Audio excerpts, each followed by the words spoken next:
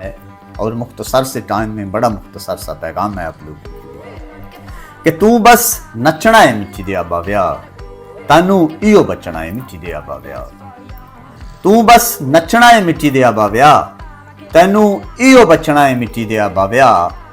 मुरली वहा के ते डमरू वजा के, मुरली वहा के ते डमरू वजा के, हुण एनू लै आए बांदर बना के।